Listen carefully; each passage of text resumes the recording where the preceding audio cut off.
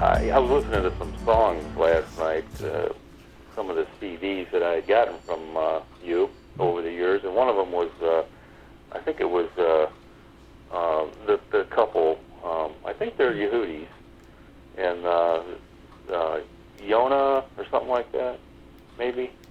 They sing, yeah. Some there's some Hebrew words in the songs, whatever. But it's like one of the songs they were talking about worshiping the name, calling on His name, but they don't say His name. They're calling Him Hashem. Oh. And it's like, oh, come on, folks, say His name. Yeah.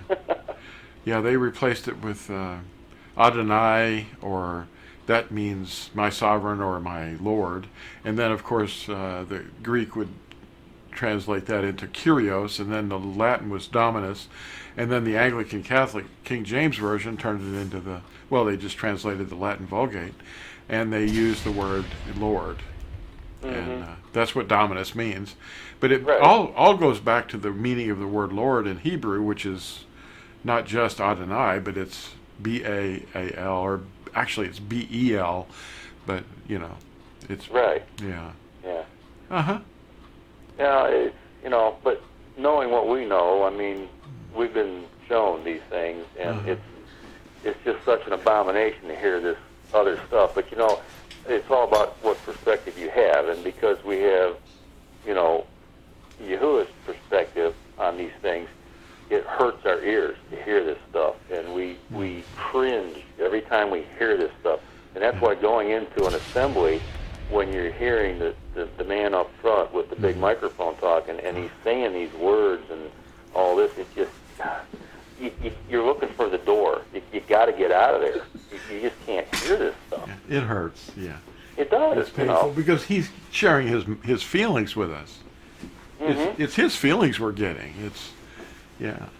Absolutely. Yeah, it's sensitive.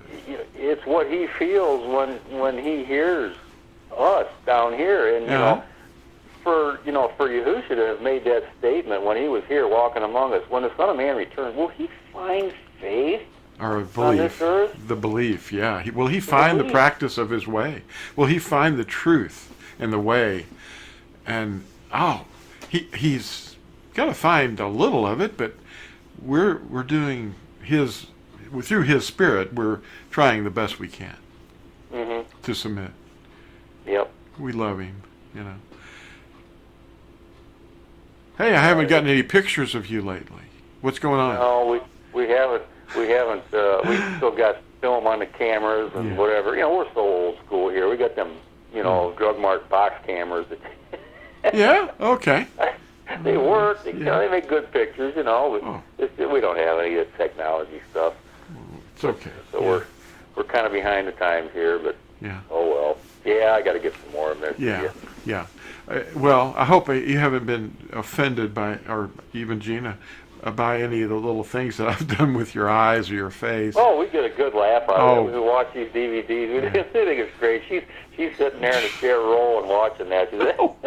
She knows you so well, and your sense of humor. That's it. The way I am here at home when we're talking, or if I'm watching something or listening to somebody, because I have that personality. I could have been a movie actor because I could do impersonations. Oh, really? Yeah. And she gets well entertained by that. Yeah, I hope you didn't take offense at any of that, because no, none of that. Yeah. I look forward to it. I want to see what you're doing next. I don't even know what it's going to be this time. I hope he gives me a good idea. I'm going to try to make if I have time, I have to figure out what I'm doing. I might use some of the old ones, like that Gort. Oh, you were looking good when you had the Gort look. Oh, yeah. Especially that little sound. Yep. Oh, man. We've been recording. I've been recording all this, just for the fun of it. I kind of thought you might have been. For some reason, I sensed that. I don't know if there's I don't know if the phone rang or not on the video, but yeah, just as the phone rang, I reached up and hit the speaker button. In fact, I'm going to point to you here. You're right here in this phone. wiggling underneath this. And then right above that, I've got a little bit of the microphone pooting down here. Poot, poot. Oh, okay. And your side of the microphone, it's a bidirectional. I'm on this side right here, and you're on the other side. So, Okay. Am I still fixed with blue tape? you are. You've got blue tape holding you up 3 different ways here. No wonder I feel so suspended. I know. Yeah. Well, you're secure though. Don't worry. That's good. I'm glad. It's an earbud hooked up to the little speaker on the phone. It's the only way I could really make it work. I don't know. I've got Well, little... if it works, don't fix it. Yeah, it works. That one time Well, it fell down. I think the good thing is, though, is when you go ahead and edit these talks that we have, if we're just talking like we are right now, the ideas that come forth and what Yahusha shows us and gives us to speak, it just comes right out. It flows. And then, you could put that together and, piece it together and whatever, and I think it just seems to work out better that way, don't you? Yeah, I do. And I can also slice it up into several different videos.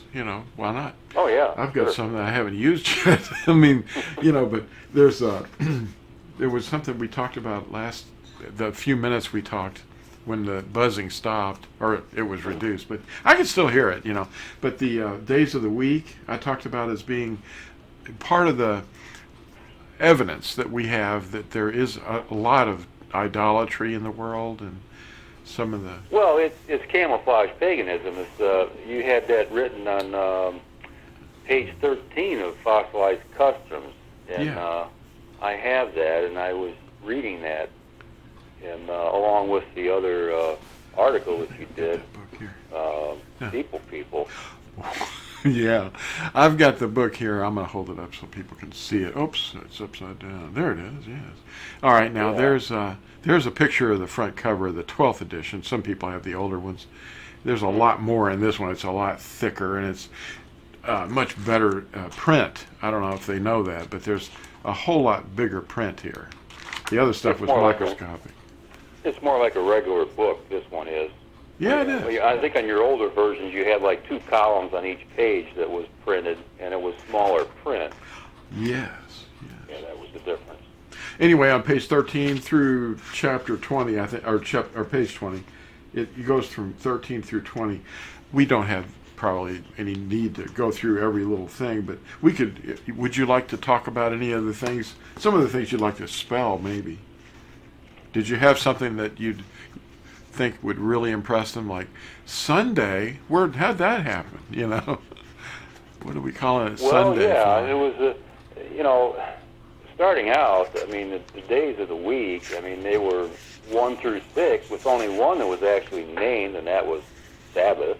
That was the 7th day, and it meant rest, and it still means rest. And then all the other ideas came in, and from the hour watchers. Okay, and then they started naming the days of the week after pagan deities, and that's how we arrived at what we have today, and even the month of the year the same way. But and it's a thing with people, like first thing you do when you get up in the morning because of society, what do? You look at your clock, see what time it is. Well, there's 12 hours of daylight in a day, whether it's summer or winter. But I've talked to people about this in the past. Well, how come the day seems like it goes faster in the wintertime than it does in the summertime? Well, the hours are shorter. The daylight hours are shorter in the wintertime because of the position of the sun, with the earth. Whereas with a clock, you've got the hands moving, and they have this daylight savings time thing going on, which I never could understand that. It just never made any sense to me. Yeah. But it's just, I think you mentioned it before, it's that the calendar, the Roman calendar, the pagan calendar is like a dragnet, and it just sort of pulls everybody into its influences, and that's basically how we live our lives, based on this calendar. Well, yeah. And it's not Yahuwah's plan that we follow all these holidays, if you want to call them that, these pagan observances. That's an abomination to him. Yeah. And but people don't know that. No. And there was an anecdote that I heard someone say. A husband was asking his wife, "Oh, hey, how's your sister doing? Oh, have you heard from her?" And the very first thing you'd think about it is the family bonds, and then she answered, "Yes, she's just sent me an email saying she's feeling great, and today she's going to her daughter's birthday party." Well, you know, what? Yeah. That's pagan. People don't know it, and we're not accusing them of anything personally, but it is an expression that we use, like rabbit's feet, or if you hear a newscaster say, "Keep your fingers crossed." Oh, what's that about? What? Yeah. It's witchcraft, it's rebellion, it's idolatry. But they don't know it. In conversations, horseshoes, rabbit's feet, saying, Oh, yeah. yeah. Yep. It's the things that people are used to hearing, and it's